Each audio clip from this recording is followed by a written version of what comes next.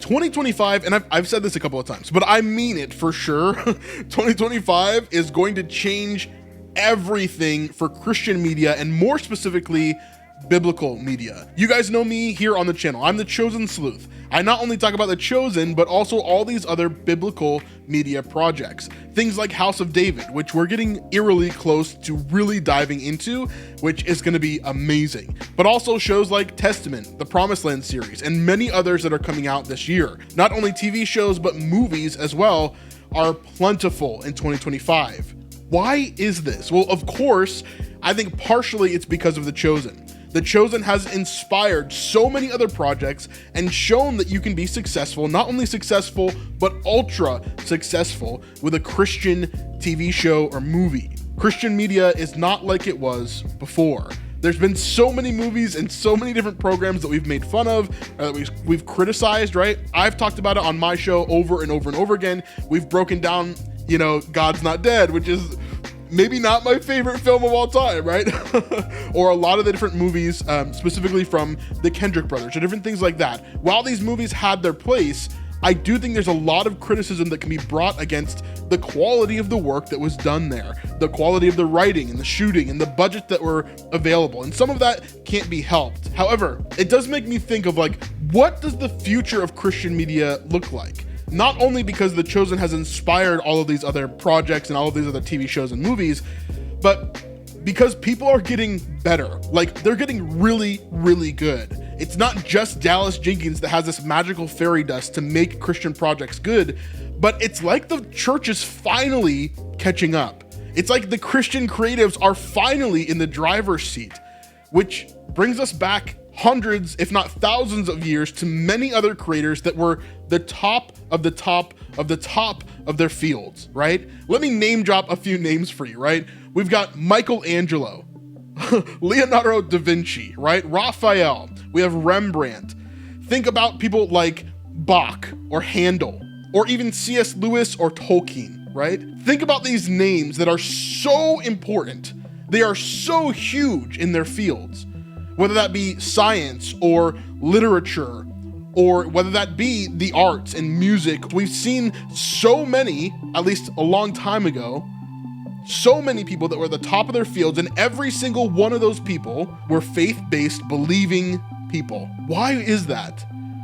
I believe it's because God created us, and we that follow God should be the most creative people in the world. We should be the people that are leading the pack when it comes to innovation and new things that are happening within the space of the arts, particularly the things that I'm interested in, TV shows and movies. I think those biblical aspects should be the most creative, should be the biggest, most amazing projects out of anything. Now, recently, earlier this year and into 2024, I became pretty close with Adam Drake, who is the assistant director of The Chosen. We got to talking, and he lives near me, and so we've been able to hang out and talk a lot, not only about the show The Chosen, but also his podcast, The Brosen, and really launch that last year, and then talk about just YouTube and creation and different things like that. Recently, he just put together the Music City Cinema Conference here in Nashville, and it was really amazing. Now, I'm not in film or in cinema necessarily, I'm just a YouTuber, but for me, it was a really interesting delve into understanding what these people think like and what the future of Christian media specifically looks like. Because obviously Adam is a Christian, and a lot of people that he surrounds himself with in his core group are really solid Christian people, and it's really amazing to see. You can see that yourself in the Brosen podcast.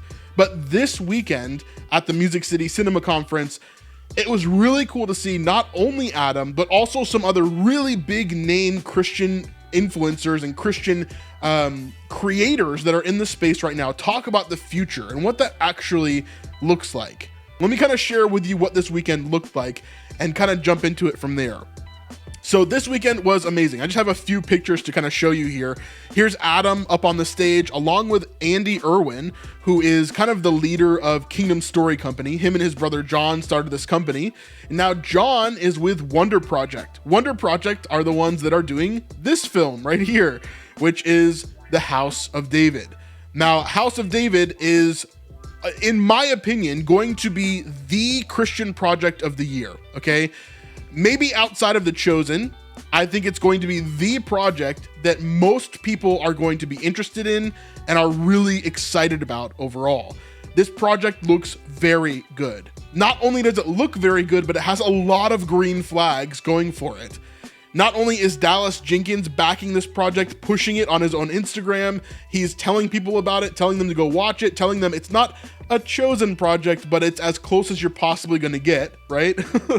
Not only is he saying that, but he's also a consultant for the show behind the scenes, and he is an investor in Wonder Project to help them keep on going and to see what is happening with this project overall. This looks really, really good. I just did my deep dive on this trailer, by the way, if you want to go check it out on the channel. But another thing that's amazing about this show is not only that Dallas Jenkins is a part of it, but also they have the same biblical team that looks at their scripts as The Chosen does. Not the Biblical Roundtable folks, but there's a whole team of like 15 to 20 people behind the scenes that look at the scripts for House of David and for The Chosen, and they make sure that things are accurate, make sure that you're not going off the rails, make sure that things are biblical, so that you're not making something that's crazy Hollywood and you have crazy rock monsters like the Noah movie we saw several years ago. This is a massive change. We're not just willy-nilly creating these biblical projects and throwing them into the grinder. Like, for example, my long video that I did on Journey to Bethlehem over a year ago. That movie to me was a destruction of scripture. It really, really hurt scripture and it completely changed the story of the Bible.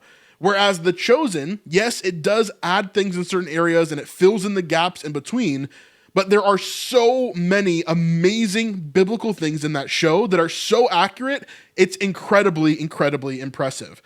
And so House of David is going to be similar, in my opinion. There are going to be so many moments in this where we see accurate biblical portrayals in a way that we've never gotten to see before. So let's go back.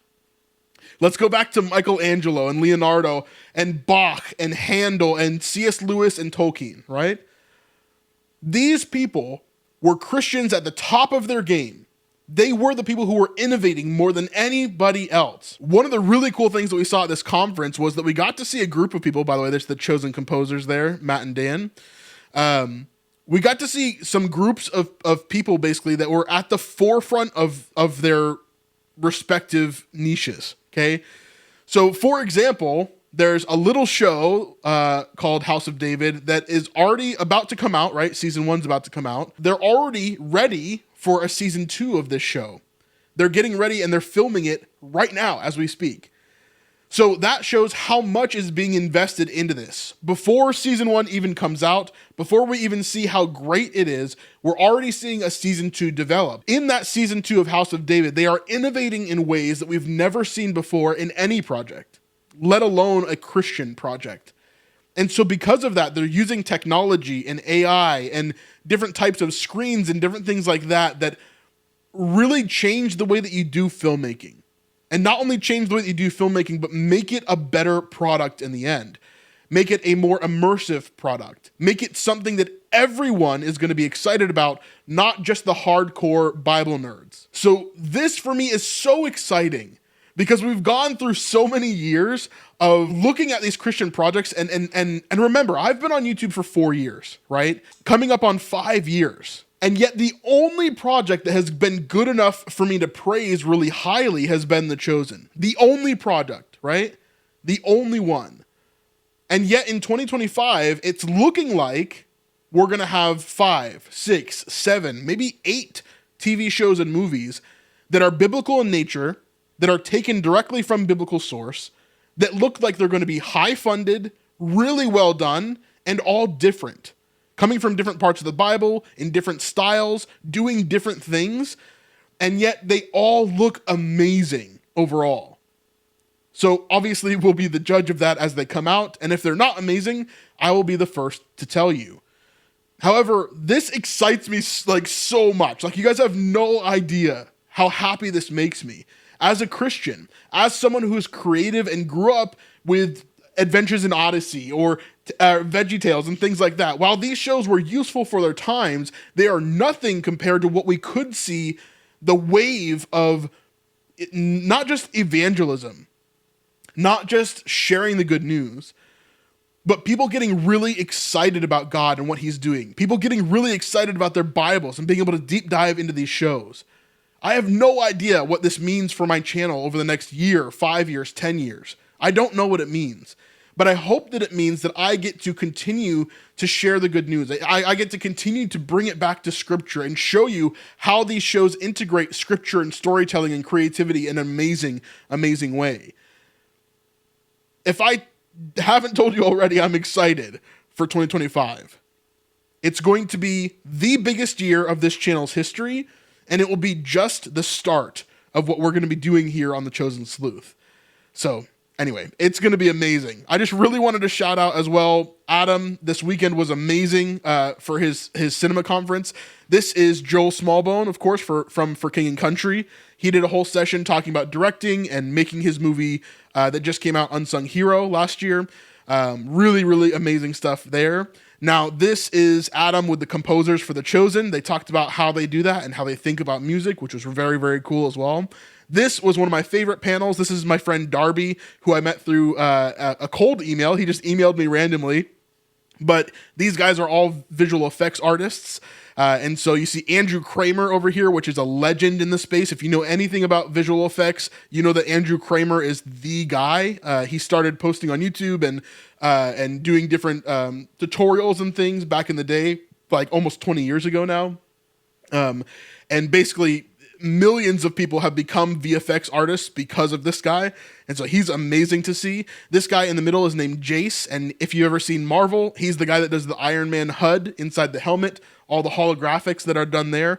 And then my friend Darby, he's the one that does a lot of the visual effects for Loki season 1. He did Loki season 2, and then Deadpool and Wolverine as well. If you've ever seen the timeline in Loki, he's the one that came up with that and made that come to a reality. And he's worked on a bunch of huge projects all through VFX and different things like that. So this is a really, really, really cool panel as well. But this just showed me how many people are at the forefront of their industries that are still Christian and walking in that, you know? Now, not all of the people that were on the panels and not all the people that were here were Christian, but the majority of them were. And the people that were really at the forefront of that, getting ready to innovate in new ways and show what Christian creativity can do, it just amazes me. I'd love to hear your thoughts on this. Do you think it's time for Christians to finally take back the driver's seat when it comes to innovation in the arts? Because I think I'm ready for that, I think. Anyway, we'll see you guys on the next one. Peace.